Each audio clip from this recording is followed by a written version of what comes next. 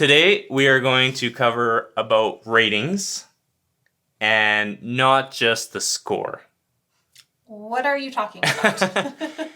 And I'll explain that in a lot more detail because the ratings are extremely important. As they should be.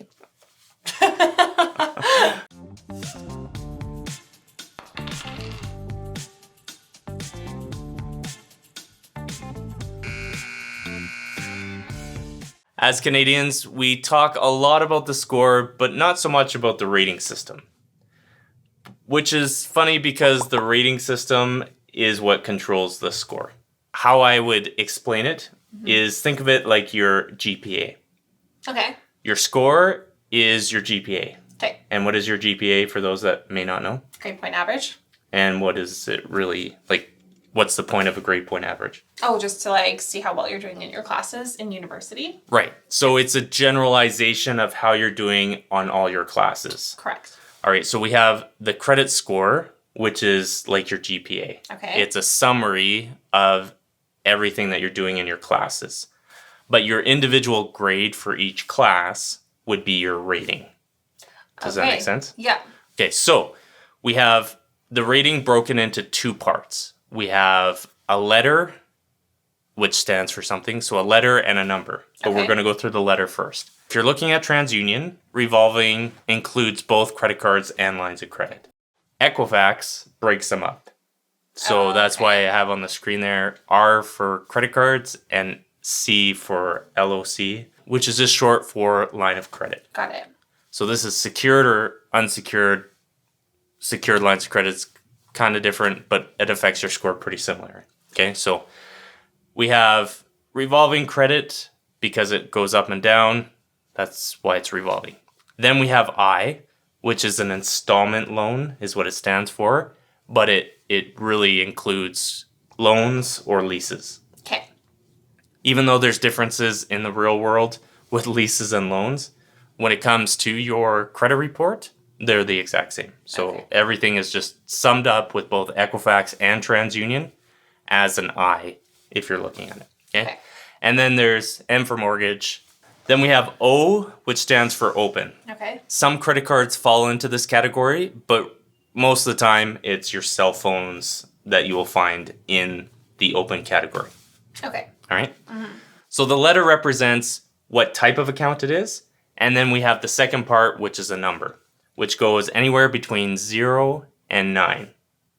Okay. So 0 means too new to rate. What that means is it's a brand new account. Right. Or it's on deferred payments, which just means you're not really making the payments yet.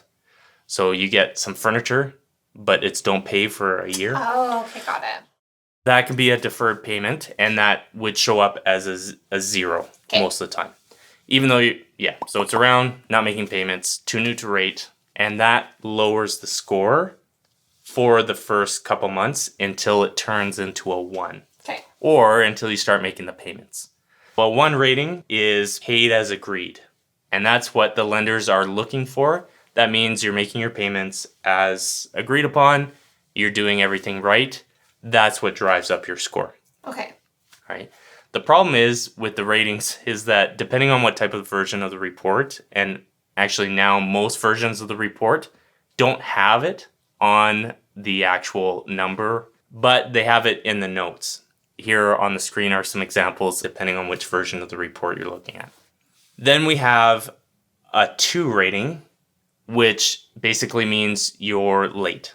Or the easiest way to know if you are behind is looking for a past due amount on the credit report. The reason why this is important is because a lot of people think that they're paying their bills on time, and they are because it's automatically done. Mm-hmm. But then there was some fee that they didn't realize, an annual fee, an over the limit fee, whatever is on there. Mm-hmm.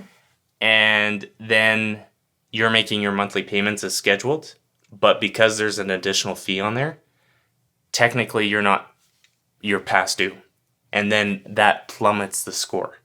Okay. So you're thinking you're doing everything right, but because it's on there, it's messed up. I don't understand the over the limit.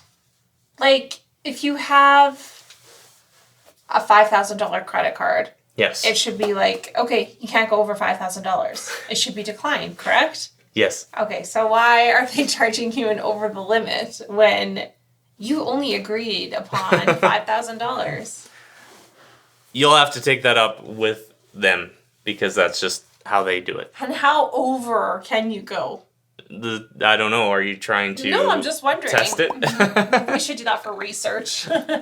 When we get to the 3, 4, even the 5 range, they exist, but it's rare because by that time, most of the lenders have already sent it off to a collection agency or a lawyer, which sounds intimidating or scary. Yeah. But we have a separate episode where we go into where their bark is not as bad as their bite. So stay tuned. Stay tuned. But then we get into 6, and there is no 6.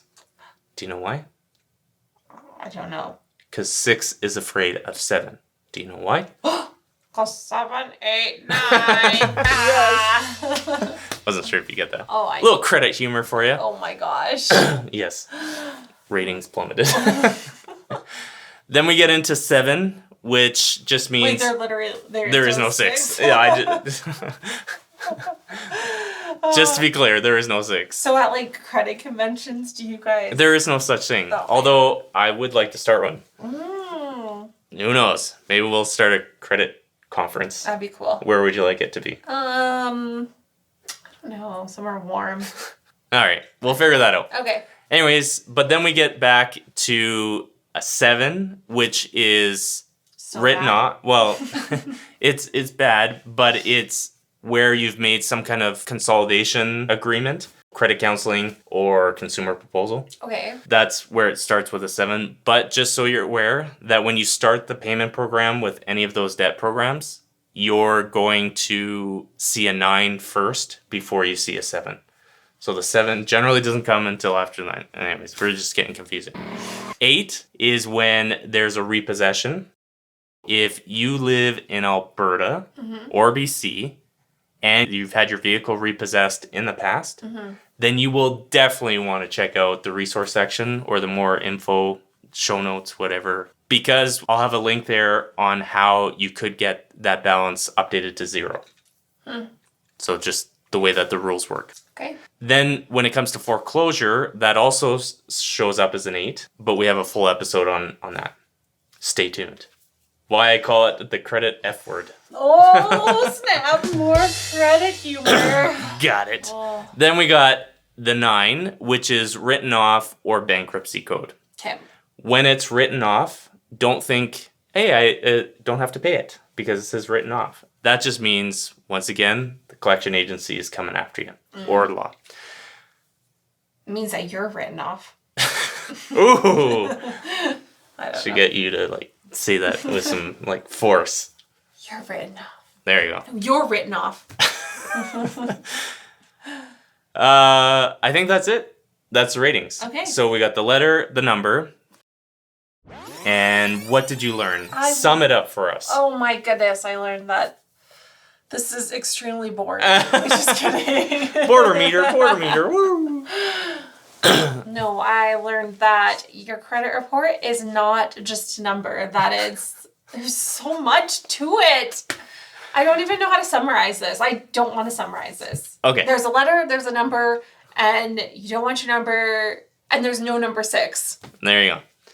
I'm glad you remember that. Weird. Really, to sum it up, make sure that you're checking your report for any past due amounts because that has caught a lot of my clients off guard and can really drop the score. And make sure you pay on time. It's pretty straightforward. But if you're past the 4 or 5 range, even if you've paid off the loan, so once it gets to 7, 8, or 9, even if it's paid off, that rating doesn't go back to a 1.